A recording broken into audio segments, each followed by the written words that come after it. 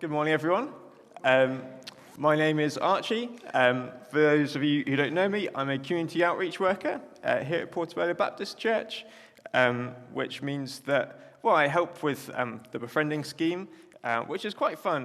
The person I befriend, he's a lovely guy. A really funny story about going out for lunch with people. We go out for lunch every week, and we go to Morrison's. And this person I befriend, he recently had, a few years ago, had some problems with his heart and was told to stop eating fried food because he ate fish and chips probably 5 days in a week, which is quite a lot of fish and chips to be eating. And so he really liked steamed food. And the first few weeks where we were getting to know each other, every week there would be a conversation about the values of steamed food as opposed to fried food.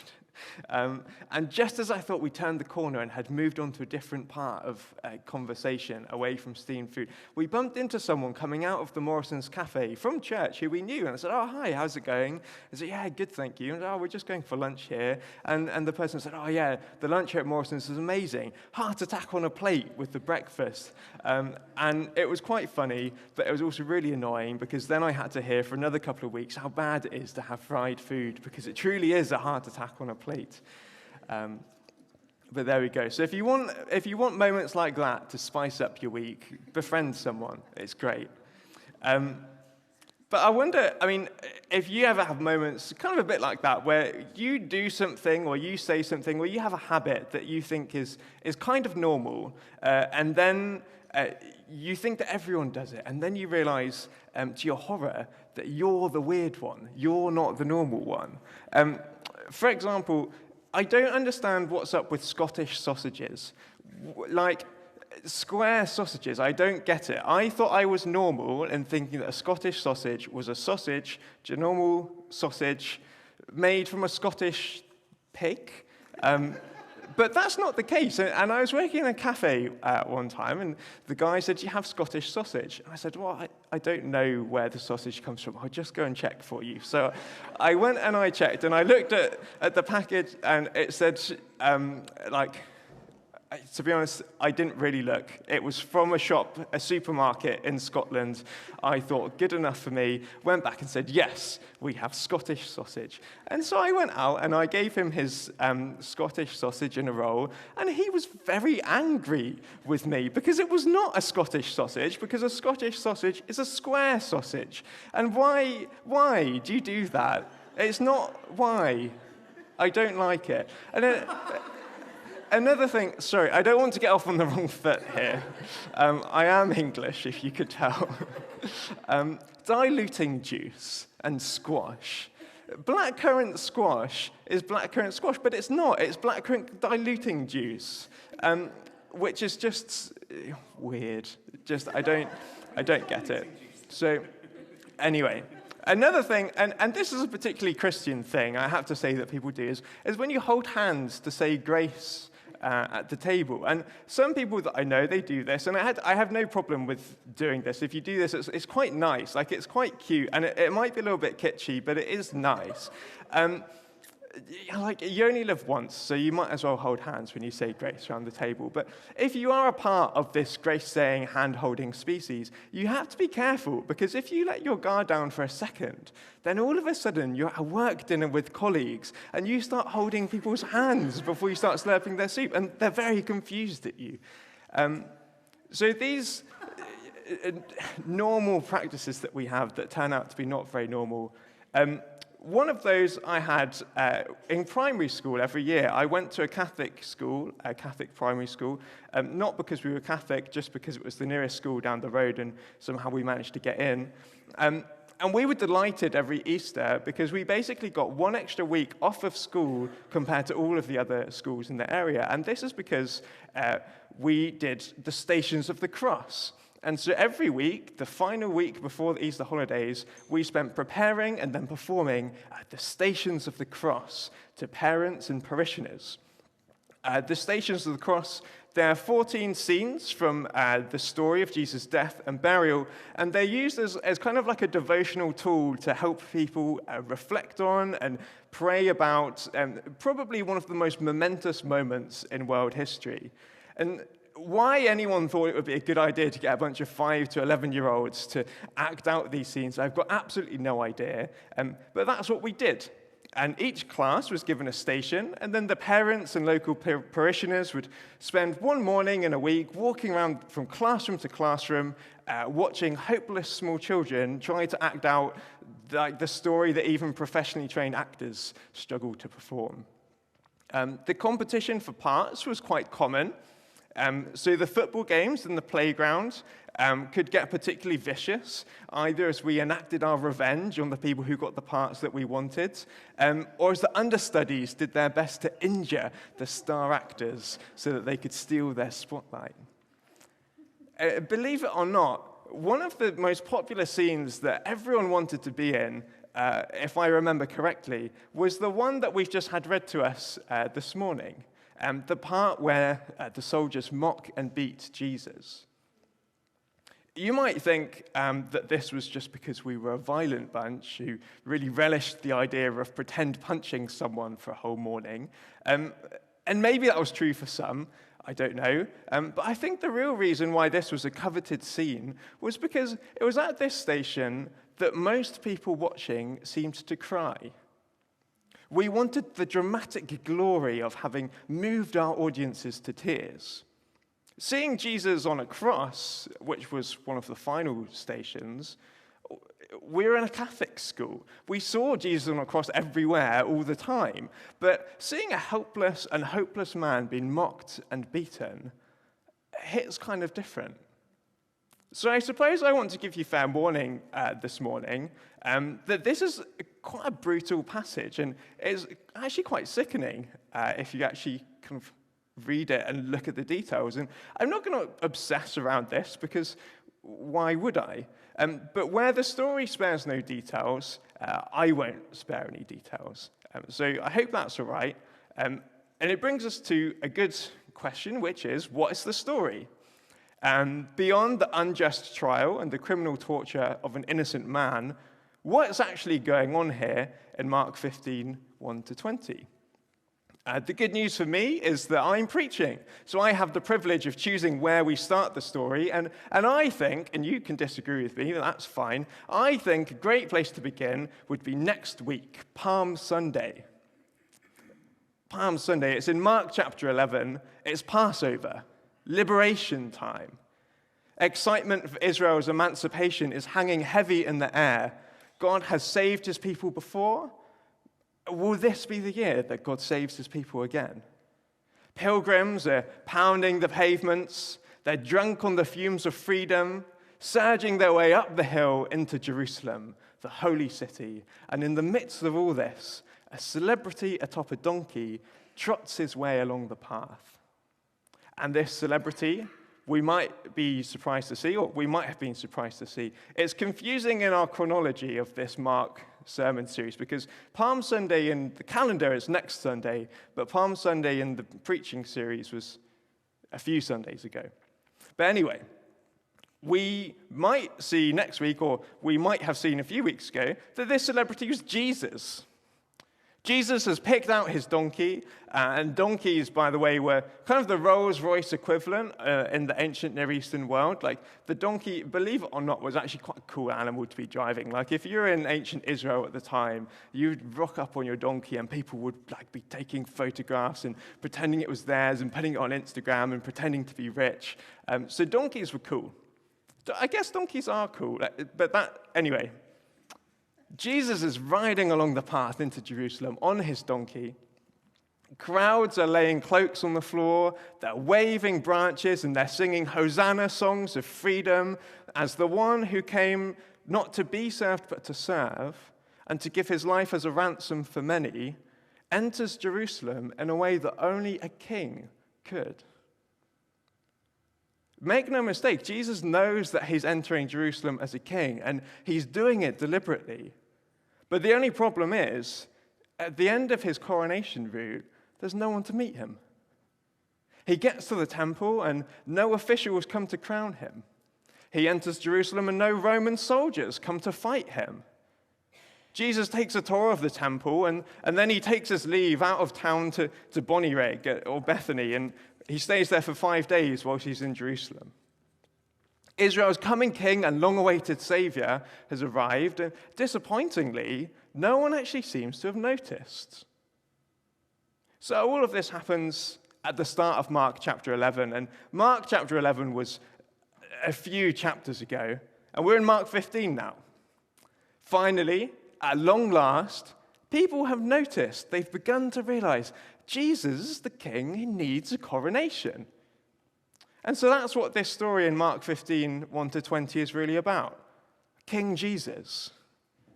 Jesus entered Jerusalem as king, and now in Mark 15, 1-20, he's named as a king, he's crowned as a king, and he's revered as a king. None of the people who name, crown, or revere Jesus actually do it with any sincerity, but to the discerning reader of Mark's gospel, as I know that we all are, this is where, after 15 chapters of waiting, we see Jesus publicly declared as the anointed one that we know him to be. Mark gives plenty of space in his gospel for audience participation. So we're going to kind of participate this morning. He leaves things open-ended and lets us fill in our own response. And so I think the question for us to consider at the end of this passage is, will we recognize Jesus as king? This man who's been arrested and beaten and mocked, is this the king that we'll follow? So that we can respond to this question with as much information as possible, because it's nice to respond to questions with as much information as possible. I'd like to slice Mark 15, this story, into 3 layers. So we'll have a socio-political layer, where we'll ask, how does this passage speak to our social and political practices? And then we'll have a theological layer, where we'll ask, how does this passage shape the way that we think about God? And then we'll have a personal layer, where we ask, how does this passage affect me? And because these layers they're not like the layers of a cake where you really think, oh, that sounds really nice and tasty and delicious. I've decided that we should examine them through the questions that Pilate asks to the crowd. So we'll have a look at, do you want me to release to you the King of the Jews? And we'll have a look at, what should I do then with the one you call the King of the Jews? And then we'll look at why. What crime has he committed? So I hope that's all right. And, I don't really know what you can do if it's not. So do you want me to release to you the King of the Jews? Here's the situation behind this question. Jesus was arrested last week by the Jewish religious leaders, and Jesus hadn't done much wrong, so they struggled to find something to actually charge him with. But fortunately, for Israel's leaders, Jesus admitted to them that he was the Messiah, the Son of the Blessed One, the divinely anointed Savior who would lead God's people into freedom and blessing. This was blasphemy, and Jesus deserved to die. Unfortunately, for Israel's religious leaders, they weren't allowed to kill people. Only the Romans could do that, and so they had to hatch a scheme to get the Romans to kill Jesus. It's at this point, I think, that we can introduce ourselves to Pilate. Pilate was appointed the Roman emperor. No, he wasn't. I don't know what I'm talking about, sorry.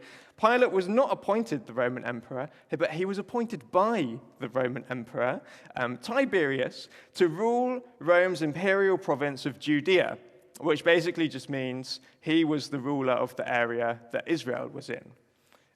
So from AD 26 to AD 36, Pilate was a governor, and technically his title was the prefect of Judea.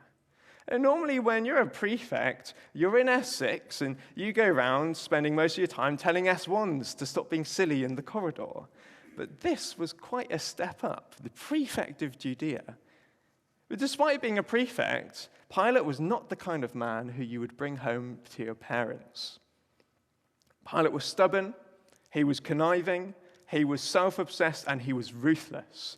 He did not like people who threatened him, and he dealt with them severely. As the prefect of Judea, Pilate lived in Caesarea. And Caesarea was a Roman port city to the northwest of Jerusalem.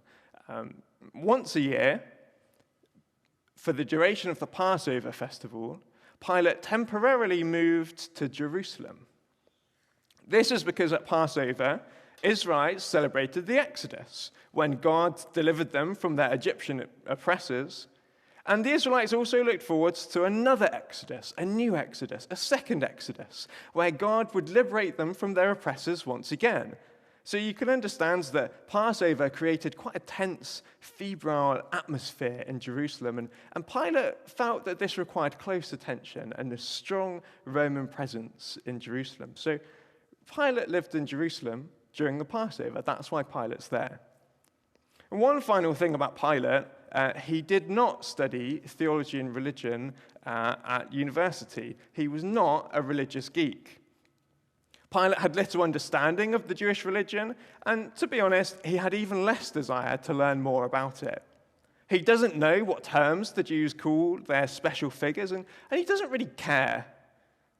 If you're a Messiah, or if you're a Christ, or an anointed one, or a son of David, and you're talking smack about the Romans, what's the bother? Why should Pilate care? There's plenty of Davids in Jerusalem with plenty of sons, and lots of them talk badly about the Romans because the Romans have conquered them. So why should Pilate be interested? But there is a term that Pilate does understand: King of the Jews. Passover was a pretty problematic time to be going around the city calling yourself king, what with all of the freedom from oppression and new Exodus stuff kicking about. So this is why the Jewish leaders, they take Jesus to Pilate, and then Pilate asks Jesus, "Are you the king of the Jews?" The Jewish leaders want to kill Jesus because he's called himself the Messiah. They hope that Pilate will want to kill Jesus because they have called Jesus the King of the Jews.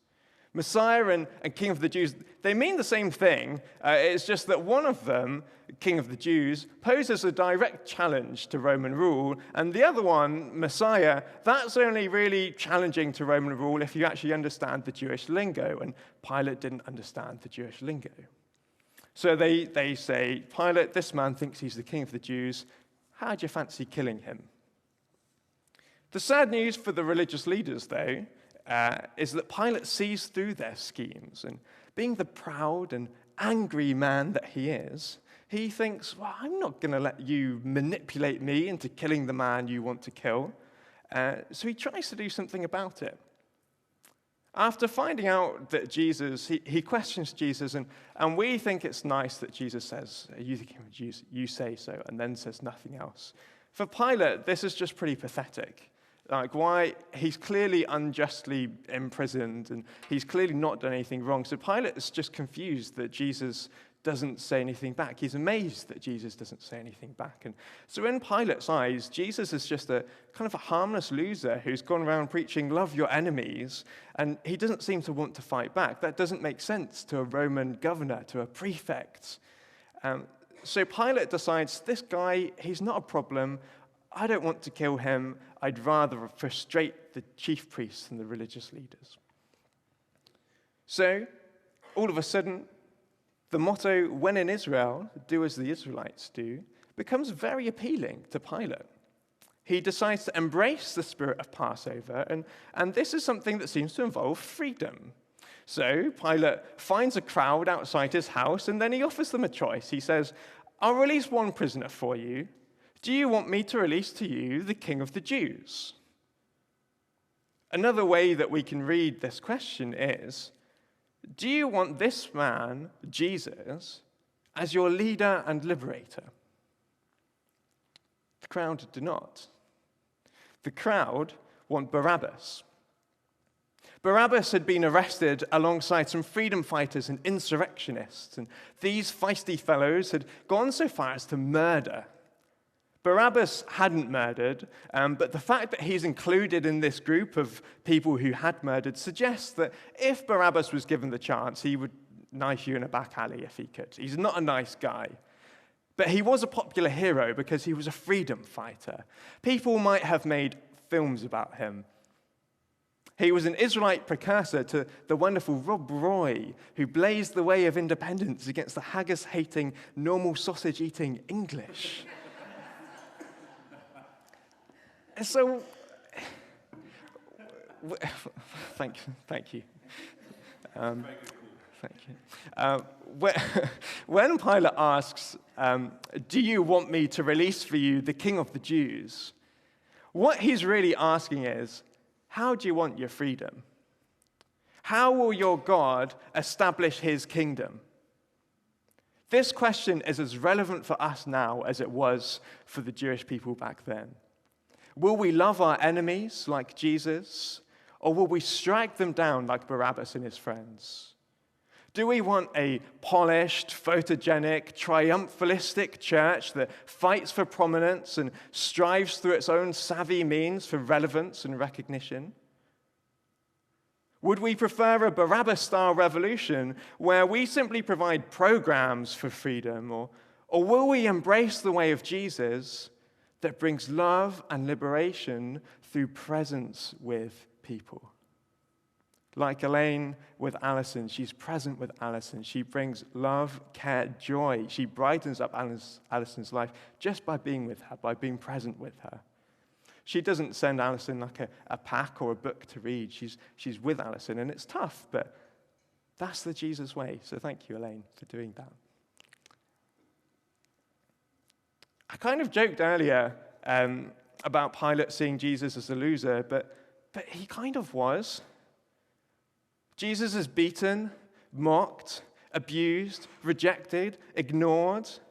He finds the systems of power stacked against him, and he dies an ugly death on a Roman cross that was usually reserved for foreigners and slaves.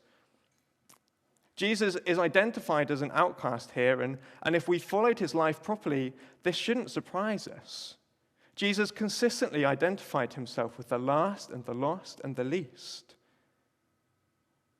If you want to be great, he says, you must be servant of all. If you welcome a child, then you welcome me. It's not the righteous who I've come for, but the sinners. These are not the things that you'd say if you're cool and important and in ancient Israel.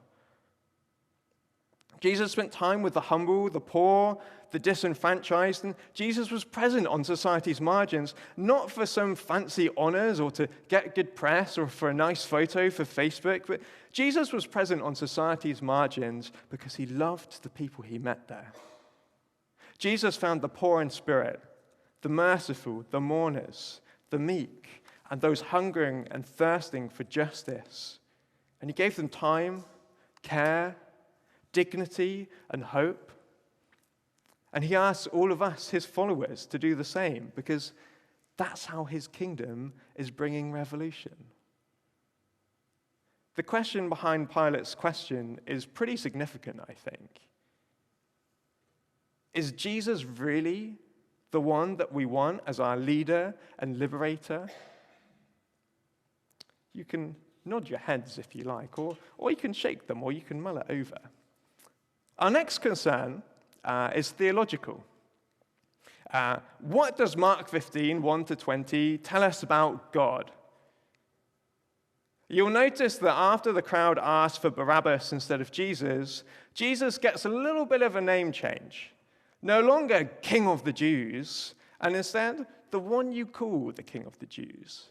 It's a kind of subtle shift, but it does undermine Jesus' authority, and it basically asks, well, what right does Jesus have to be recognized as the King of the Jews, as the anointed one to save God's people? Closely related to this question is the response of the crowd. The crowd demand that Jesus be crucified. Well, can God's chosen Messiah really be treated this way?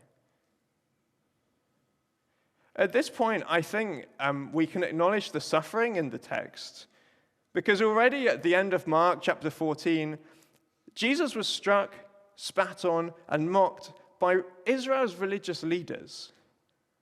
And then they handed him over to their guards, who also beat him. And then, in the same night, the morning of the same night, Jesus has a crowd demand his crucifixion, which was the most detestable kind of death possible. They're not just saying, "Oh, kill him." They're saying, "Kill him in a barbaric way, and we want to enjoy his suffering." And then Jesus is flogged.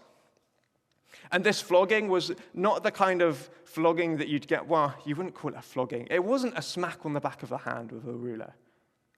It was a full-scale lashing with leather cords, which were intertwined with metal and bone. After this, Jesus is stripped by 50 or so soldiers in a palace courtyard, and he's clothed with a mock purple robe and a crown of thorns. The soldiers bow down in sarcastic worship, and they spit on Jesus and strike his head with a mock scepter. Then they strip Jesus again, put his own clothes back on him, and lead him out to be crucified. This is gruesome, and this is uncomfortable. But it's there. We might not like it, and certainly I don't think that Jesus liked it either, but it happened. And Jesus expected it to happen. 3 times Jesus predicted his death, and each time he predicted his death, he said that it would involve inevitable, incredible suffering, such as what we see here in Mark chapter 15. The obedience that Jesus shows, the sheer and utter and incomprehensible, to be honest, self-giving love that Jesus displays to go through this is something that I don't think I'll ever fully grasp. When Paul talks in Galatians 2:20 about the Son of God who loved me and gave himself for me, I think that this episode is fully in view alongside the cross. Paul also prays in Ephesians 3:18 that the Ephesians, along with all of God's people, would know how wide and long and high and deep is the love of Christ. And as we contemplate this passage, although it's brutal, it does get us, I think, some way to seeing the mind-bending extent of God's love for us in Christ Jesus. I don't really like Mark 15. I don't, to be honest. It's not a nice passage. But I do like that this is what it tells us about God. I do like that it seems to me that no other Messiah, no other anointed one, no other King of the Jews could love God's people quite like Jesus does.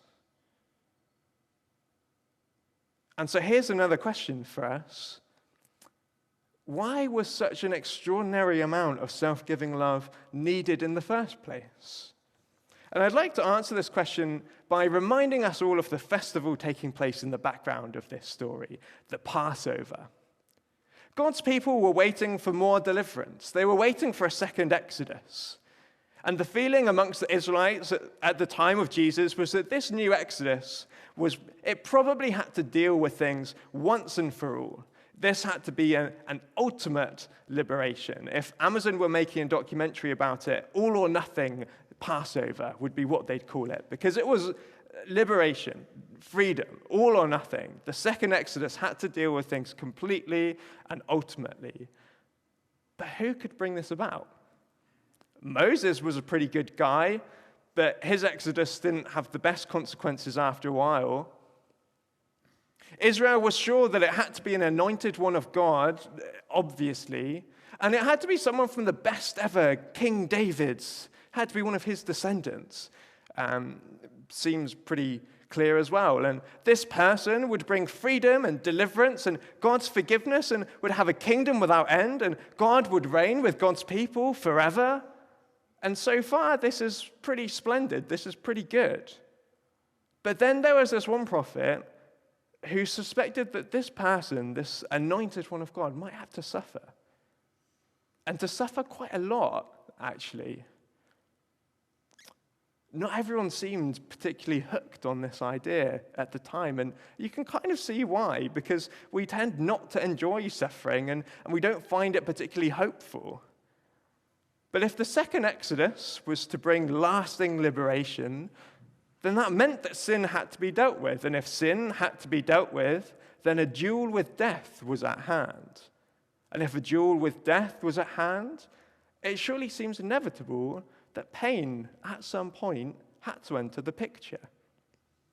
I don't think you can duel with death without getting hurt. And so because of this, we've come to recognize that the anointed and Davidic and delivering figure can also be called the suffering servant, modeled on Isaiah chapter 53. Isaiah chapter 53 is, quite frankly, an astonishing passage, and I really would encourage you to read it this week if you've got time, especially as we're going to be looking at the crucifixion and stuff like that. It's a really powerful passage. Isaiah 53 suggests that this anointed one of God, the one to lead and liberate God's people, will bring redemption because God's people are suffering. God's people are suffering, and so God is going to bring them redemption. And Isaiah 53 also suggests that this person will bring that redemption that God's people need through a suffering of their own. They will free God's people from suffering, but they will suffer as they do it. This is not a needless suffering that God's anointed one was going to undergo. God gets no joy from harm. Let's be very clear about that. But it wasn't going to be a gratuitous suffering.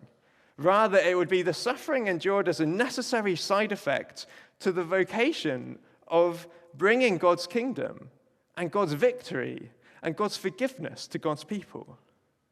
And so I think we see that far from invalidating Jesus as king, the cruelty, the death that Jesus suffered serves only to prove that he is the one who defeats sin once and for all. There's that famous guy, the Apostle Paul, and he says, "Death has been swallowed up in victory. Where, O death, is your victory? Where, O death, is your sting? Thanks be to God who gives us the victory through Jesus Christ our Lord." And I quite like that Jesus has dueled death and won. But anyway, back to Pilate. What should Pilate do with the one they call the King of the Jews? I guess now, in retrospect, praise God that crucify him turned out to be a pretty good answer. But Pilate wasn't totally satisfied with it, and he reasons with the crowd, and he says, well, why? Why crucify Jesus? What crimes has he committed?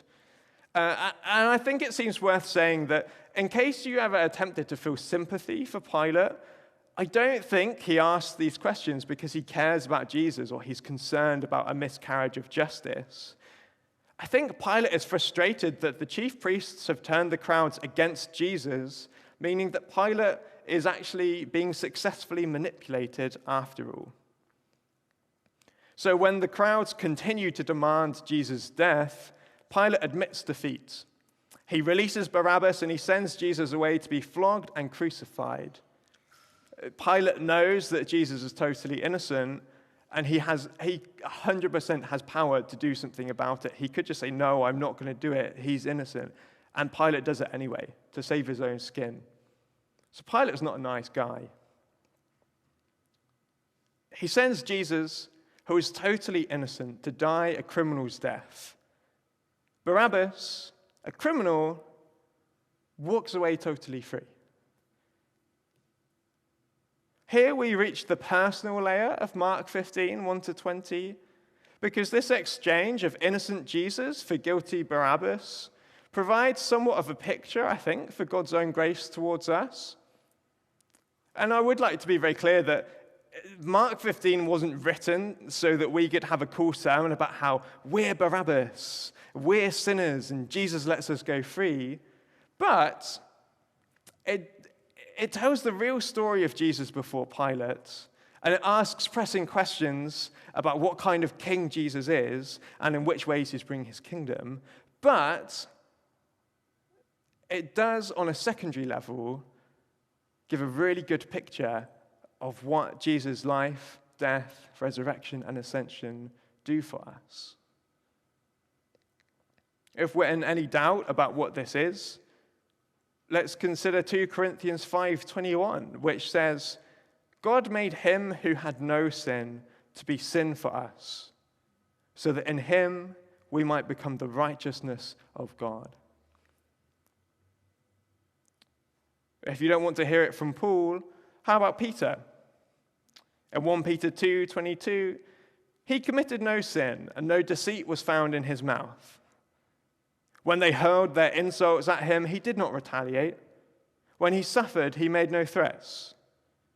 Instead, he entrusted himself to the one who judges justly.